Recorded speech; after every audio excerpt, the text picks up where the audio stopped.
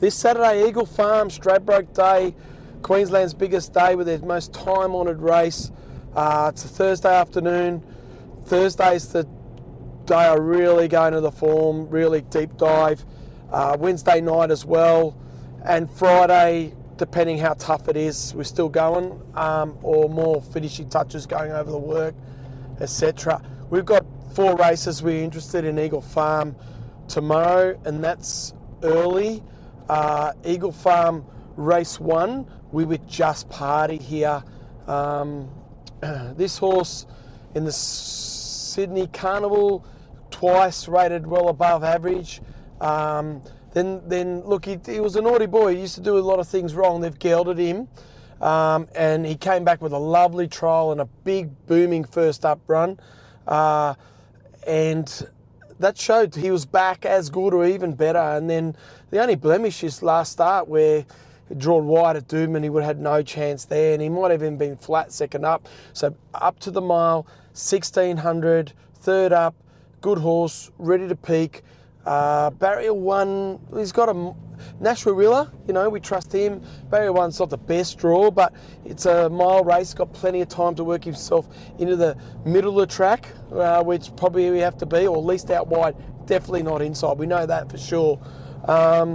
Danger is Emirate, Emirate's the danger, but he's a more hype horse. He has run some good races behind some good horses, i.e.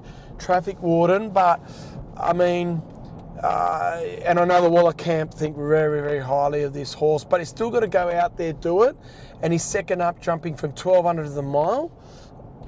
Forgive him on the heavy track, but it is off a bad run, and we're really happy to sit with Just Party, Eagle Farm race 1.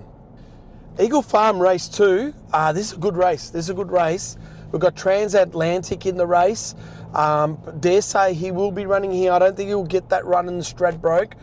And look, we were pretty keen to go with him wherever he goes, and he's ready to peak, but we with Pierre in this race, especially at the price.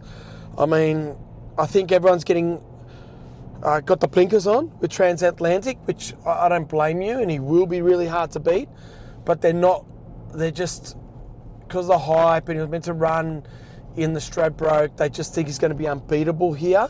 And he loves a 7-day backup, and he is going to be hard to beat, but I really do like Pierre here as well. I mean, here we are. Transatlantic was hoping to get a Stradbroke run, hoping to beat War Machine, and we've got a horse here with the War Machine form line, Pierre. It's not just that. I mean, this horse had a wide barrier last start, was snagged back to last, had to make his run on the inside, inferior going, made good ground behind War Machine, that's right.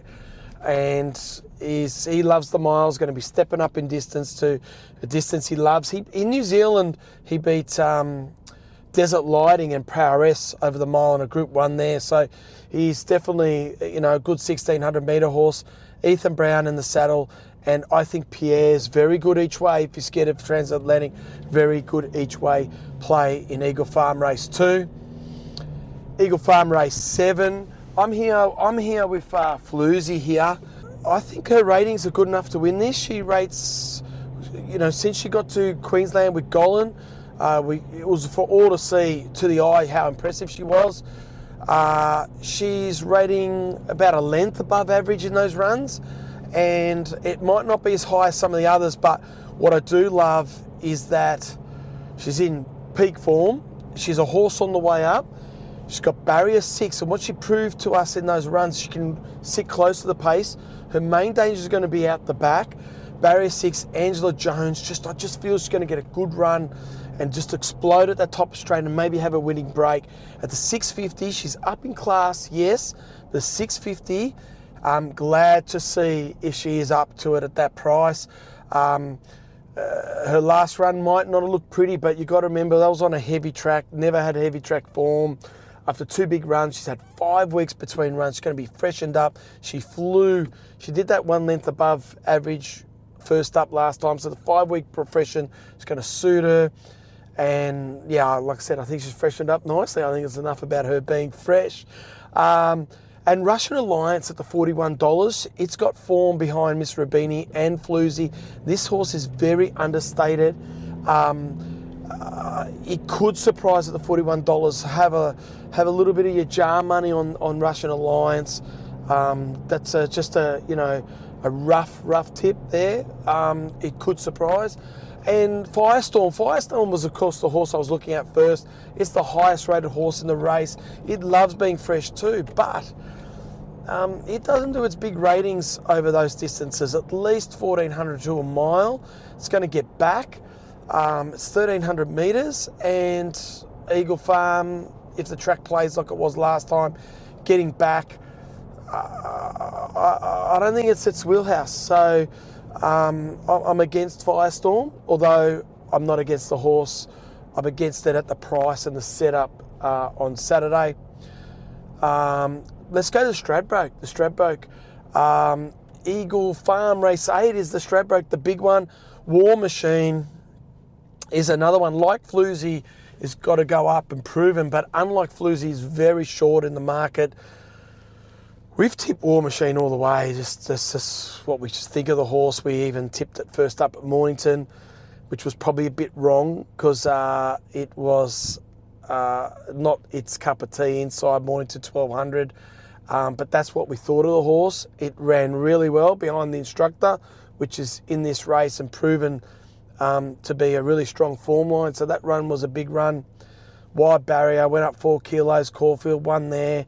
Tipped it, backed it there. It's been our dynamite tip everywhere we go. Did it for our members in the Eagle Farm last start. And look, there's no reason why I can't win again, I must admit. And I must admit the field's a bit thin. The field is a bit thin. But there's a horse there that's, Desert Lighting. It ran behind Transatlantic, gave it a huge weight. I wanted to be on it, but I didn't like it giving that weight to Transatlantic, and I was right to back off, but boy, did it run well. Drawn inside barrier, don't like that. It's going to need luck, but if this horse gets the luck, I really think it can win. Guys, this is a good horse. 7-day backup is unknown, needs luck is unknown, but around $23. This horse rates close to War Machine, believe it or not, around 2 lengths above benchmark, 2 lengths above the average. So go back to its all-age stakes run over 1,400, where Jolly Star was in the race, Jimmy Star. This is a good form race, the all-age.